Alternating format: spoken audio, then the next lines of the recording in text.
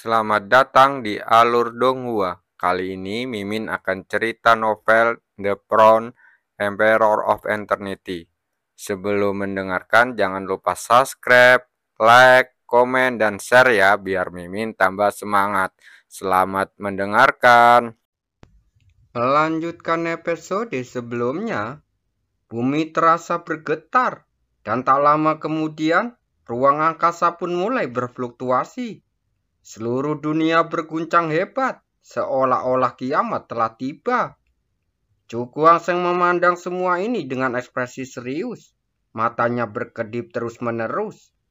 Dilihat dari situasinya saat ini, mungkinkah ada musuh kuat penjaga makam yang telah bersembunyi di ruang makam ini?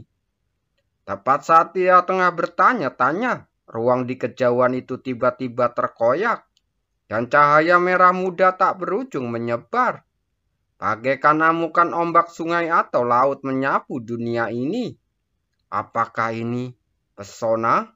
Chu Guangsheng tampak terkejut. Dia baru merasakan pesona murni seperti itu ketika pesona VR terbangun. Sekarang di tempat terpencil ini, dia benar-benar merasakannya lagi. Yang lebih mengejutkannya adalah bahwa aura pesona itu begitu mengerikan. Bahkan dia sendiri tidak yakin bisa menolaknya. Untungnya, itu tidak ditunjukkan kepadaku.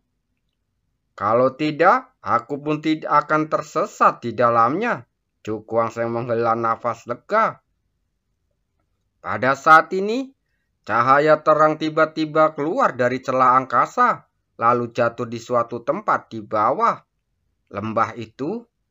Chu Guangsheng memandang ke arah datangnya cahaya terang. Hatinya langsung terguncang.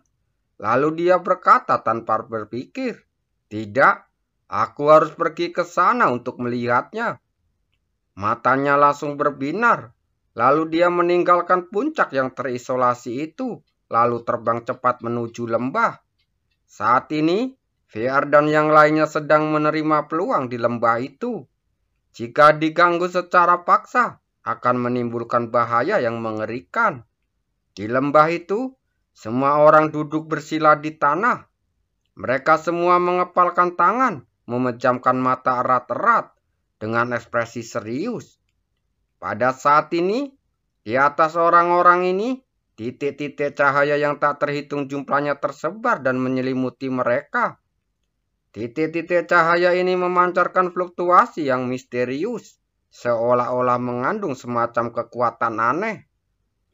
Kalau bisa disempurnakan, pasti akan memperoleh manfaat yang besar. Di depan orang banyak, Liu Fei duduk dengan tenang. Saat semakin banyak titik cahaya bergabung ke dalam tubuhnya, pesona yang menakjubkan mulai menyebar, membuat ruang di sekitarnya menjadi merah muda. Apakah Anda terlahir dengan tubuh pesona? Di atas sebuah batu, anak gembala itu menatap Liu Fei dengan tatapan aneh. Gadis ini ternyata memiliki pesona alami yang jarang terlihat selama 1000 tahun. Bahkan pesonanya pernah terbangun 1 kali. Aku penasaran seperti apa masa depan gadis ini, kata anak gembala itu dalam hati.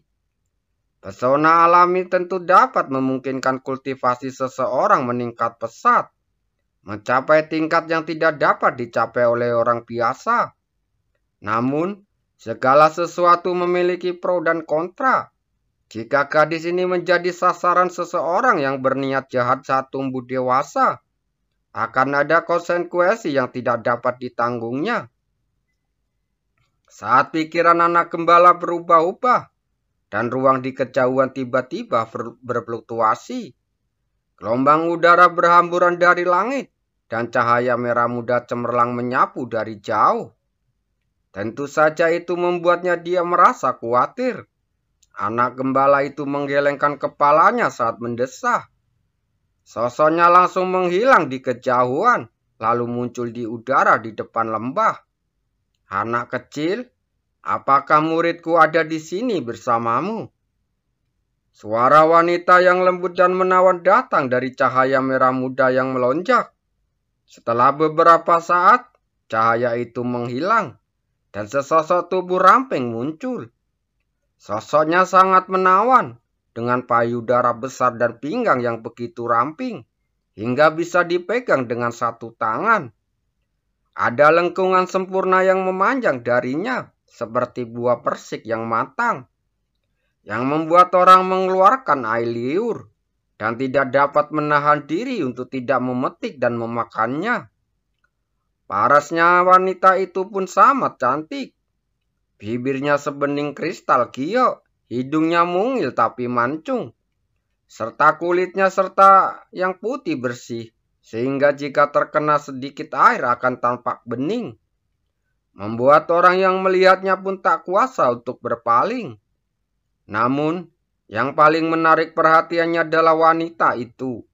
Bola matanya yang hitam putih bagaikan dua batu giok yang bertahta, berkilauan dengan kilauan yang sangat terang.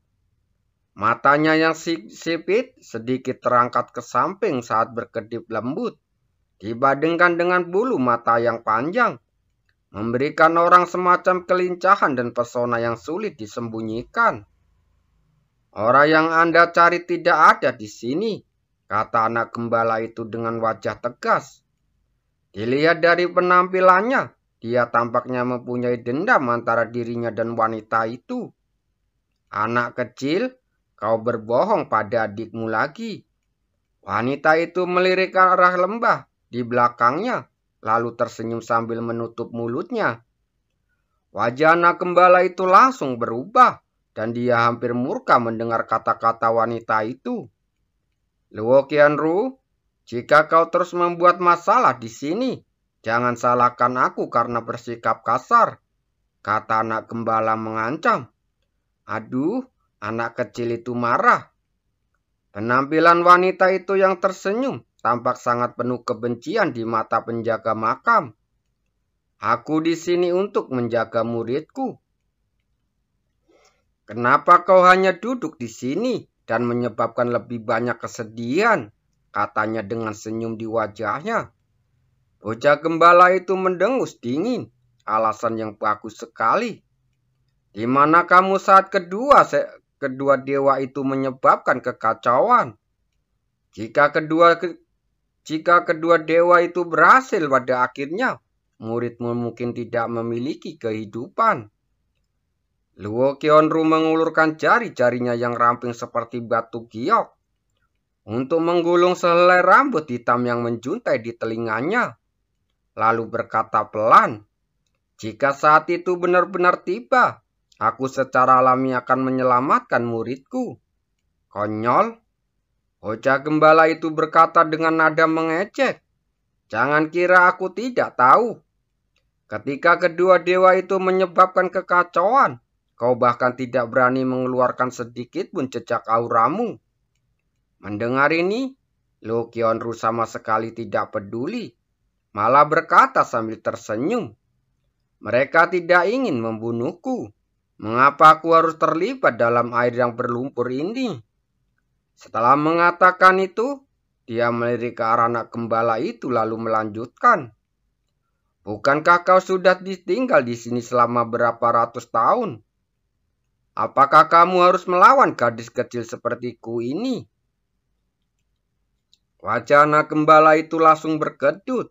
Apa yang dia lakukan ini hanya lelucon. Namun, ia juga tahu bahwa perilaku wanita ini selalu eksentrik dan tidak terduga, yang malah membuatnya semakin pusing. Hari ini aku di sini. Jadi, jangan pernah berpikir untuk membawa pergi siapapun, kata anak gembala itu dengan tegas. Hei, anak kecil itu sekarang bertingkah sok berkuasa.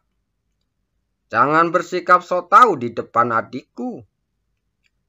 Aku tidak bisa menahan tawa saat melihatmu. Luo Qianru memutar pinggangnya dengan sedikit godaan di matanya yang indah. Diam! Teriak bocah gembala itu dengan marah. Dia begitu marah hingga paru-parunya hampir meledak. Wanita ini sungguh menyebalkan. Setelah beberapa saat, dia menarik nafas dalam-dalam. Luo Qianru, aku melihat bahwa kamu bukan orang jahat. Jadi aku menyarankan kamu untuk meninggalkan tempat ini sesegera mungkin. Mendengar ini, senyum di wajah Lu Hyeonru tiba-tiba sedikit memudar. Dia menatap anak gembala itu saat bertanya, apakah kamu benar-benar tidak setuju? Bagaimana menurutmu? Anak gembala itu balik bertanya. Sepertinya tidak ada ruang untuk negosiasi. Wajah cantik Liu Qionru sedikit tenggelam dan aura mengerikan terpancar dari tubuhnya. Apakah kamu siap bertarung denganku? Tanya anak gembala itu. Liu Qionru melangkah maju, tersenyum tipis, lalu berkata, aku akan mengalahkanmu sampai kamu setuju. Kamu bisa mencobanya. Anak gembala itu memegang seruling erat di tangan kecilnya. Mari kita coba. Luo Qionru terkekeh dan mengulurkan tangan kioknya yang ramping, siap untuk bertindak. Sekalipun senior itu setuju, saya tidak akan setuju. Tepat saat keduanya hendak bertarung, sebuah suara bergema di seluruh lembah. Sebuah suara itu langsung menghentikan serangan dari tangan kiok Liu Qionru. Dia menoleh dan melihat ke arah langit, lalu melihat sebuah sosok terbang cepat ke arahnya. Siapa orang ini? Secerah keraguan melintas di air matanya. Dalam pandangannya, pemuda yang tiba muncul ini hanya berada di ranah Yin Yang. Jadi bagaimana mungkin dia berani muncul untuk menghentikannya? Cahaya pun memudar, memperlihatkan wajah mudanya. Chu Guangsheng menatap Liu Qionru dan berkata dengan nada buruk, senior, apa kamu akan membawa Vier pergi dengan paksa? Mendengar ini, mata Liu Qionru berbalik, lalu mengerti alasannya. Ia langsung menutup mulutnya saat tersenyum. Adik, menurutmu siapa yang ada di sini? Ternyata dia adalah kekasih kecil gadis itu. Chu Guangsheng mendengus dingin dan tidak ada senyum di wajahnya. Siapa identitas wanita ini? Dan mengapa dia bersikeras membawa Vier pergi? Adik kecil, kalau kamu setuju aku membawa gadis kecil itu pergi, aku akan memberimu hadiah yang besar. Luo Qionru berkata sambil tersenyum di wajahnya. Biasanya, dengan kepribadiannya yang esentrik, dia tidak akan begitu sopan saat berinteraksi dengan orang lain. Namun, dia sudah menganggap Vier sebagai muridnya sendiri. Jadi dia tentu akan bersikap lebih sopan saat menghadapi kekasih muridnya. Tidak tertarik, kata Chu Guangsheng menolak. Bagaimana dia bisa menyetujui jika dia bahkan tidak tahu latar belakang wanita itu? Adikku mungkin belum tahu identitasku, jadi dia bersikap sangat dingin. Luo Qionru sama sekali tidak mempermasalahkan sikapnya. Sebaliknya dia tersenyum. Adikku, sepertinya kekasih kecilmu. Aku terlahir dengan tubuh pesona. Terlahir dengan tubuh pesona? Tubuh Chu Guangsheng langsung bergetar saat dia menatap Luo Qionru dengan sangat terkejut. Wanita ini juga terlahir dengan tubuh yang menawan. Tidak heran pesona yang kurasakan sebelumnya begitu murni, katanya dengan kaget. Memikirkan hal ini, Chu Guangsheng menahan gejolak batinnya, lalu berkata dengan tenang, bahkan jika senior terlahir dengan tubuh yang menawan, aku tidak akan membiarkanmu membawa Vier pergi. Mendengar ini, Luo Qionru mengusap dahinya dengan jari-jarinya yang ramping, lalu berkata dengan sedikit kesal, dasar pria yang keras kepala. Kau harus tahu bahwa membiarkanku membawanya pergi, gadis kecil itu hanya akan menguntungkannya dan dia tidak akan menyebabkan kerugian apapun. Chu Guangsheng memasang senyum wajah dinginnya dan tidak bergerak sedikit pun. Melihatnya seperti ini, Liu Qionru tiba-tiba sakit kepala.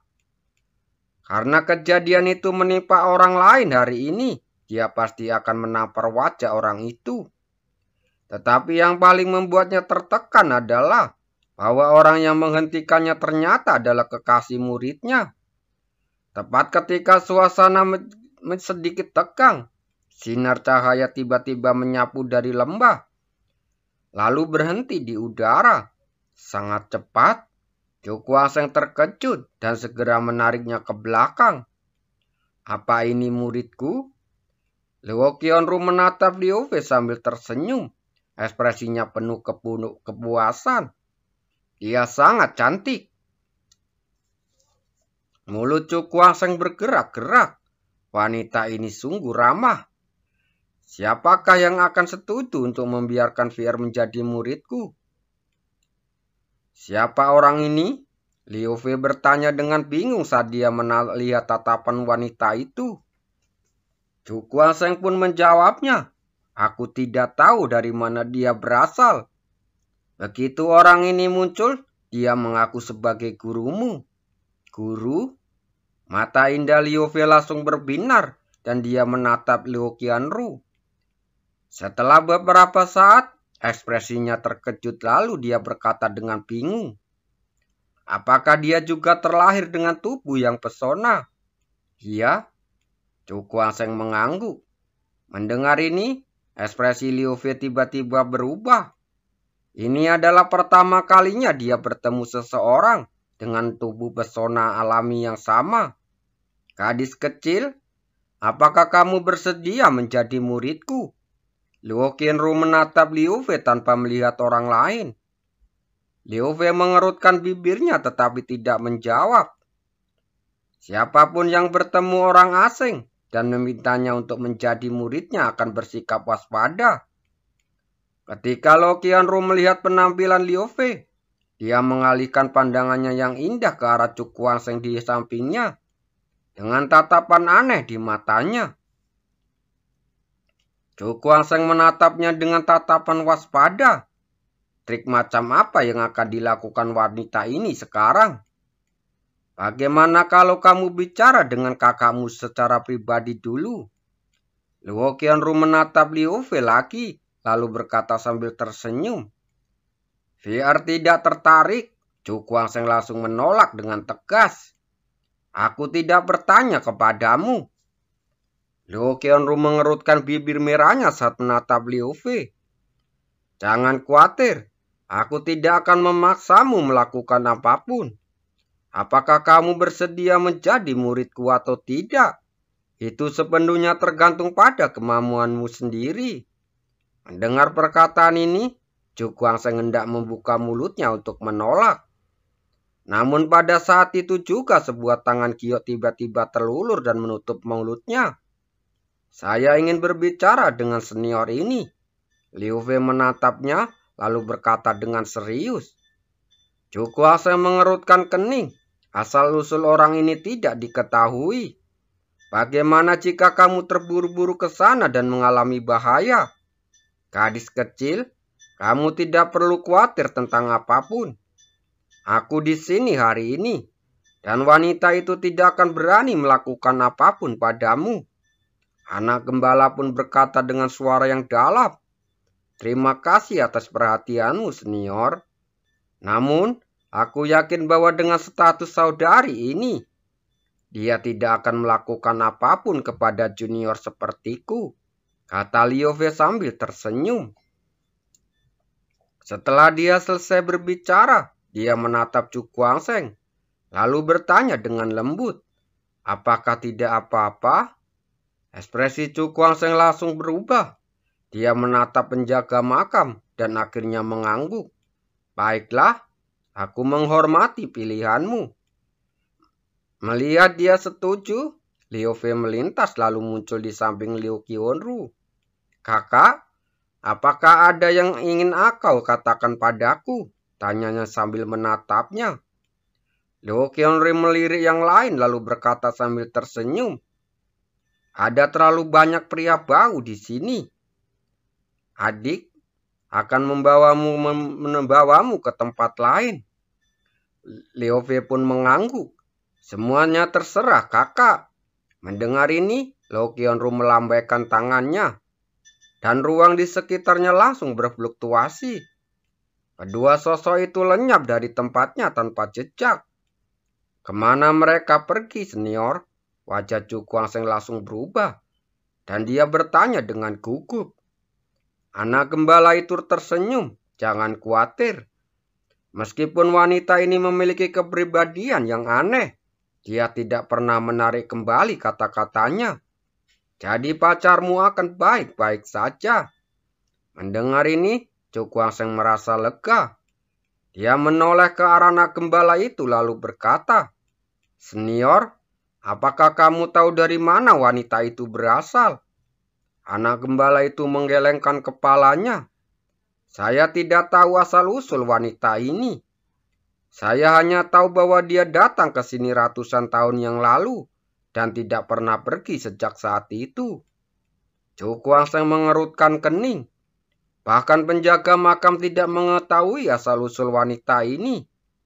Siapa sebenarnya wanita ini? Tebaknya dalam hati. Entah mengapa, dia selalu punya firasat samar dalam hatinya. Wanita ini pasti berasal dari latar belakang penting, tetapi dia memilih tinggal di sini karena suatu alasan. Saat ia terus berspekulasi, 1 jam telah berlalu dengan cepat. "Mereka kembali," kata Ratu Ponik. Chu Guangsheng langsung segera melihat kedua cahaya terbang cepat dari kejauhan dan akhirnya mendarat di depan semua orang. Aku ingin tahu apa yang dikatakan wanita itu kepada VR. Terima kasih.